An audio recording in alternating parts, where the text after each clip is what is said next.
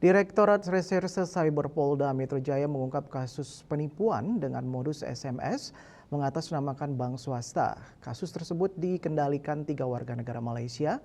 Para tersangka disangkakan pasal 46 ayat Jungto, pasal 30 atau pasal 48 ayat Jungto dengan ancaman penjara maksimal 12 tahun atau denda maksimal 12 miliar rupiah.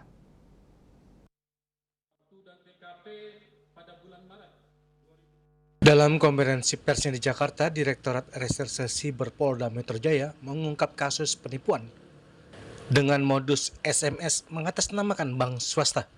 Kasus tersebut dikendalikan 3 warga negara Malaysia.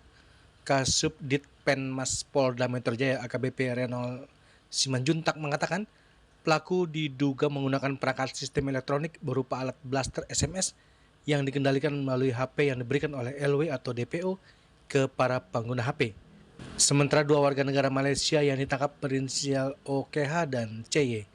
Keduanya ditangkap polisi pada Senin 16 Juni 2025. Kronologisnya, para pelaku menyebarkan SMS berisi link situs palsu untuk mengetahui korban.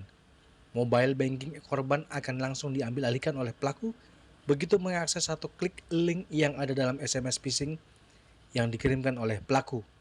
Dengan begitu, para tersangka disangkakan pasal 46 ayat Jungto, pasal 30 atau pasal 48 ayat Jungto dengan ancaman penjara maksimal 12 tahun atau denda maksimal 12 miliar.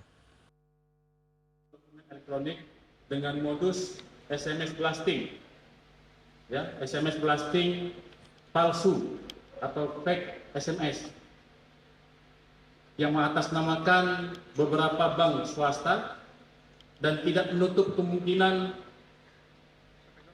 beberapa bank BUMN Indonesia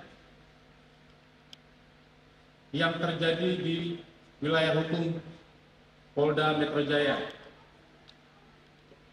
Dan kami jelaskan pada siang hari ini, Direktorat Reserse Cyber Polda Metro Jaya telah berhasil melakukan pengungkapan dan penangkapan terhadap 2 pelaku kasus illegal akses dan atau mentransmisikan informasi elektronik milik orang lain dan atau manipulasi data yang seolah-olah dianggap data otentik.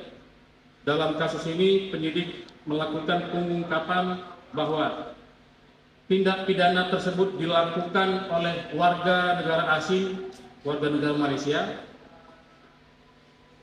ya, dengan laporan polisi nomor LPA 16 5 Romawi 2005 SPKT Ditres Cyber Polda Metro Jaya tanggal 28 Mei 2025. Orang yang mengalami Dari Jakarta, Julius Water dan Ketut Sumadiasa melaporkan.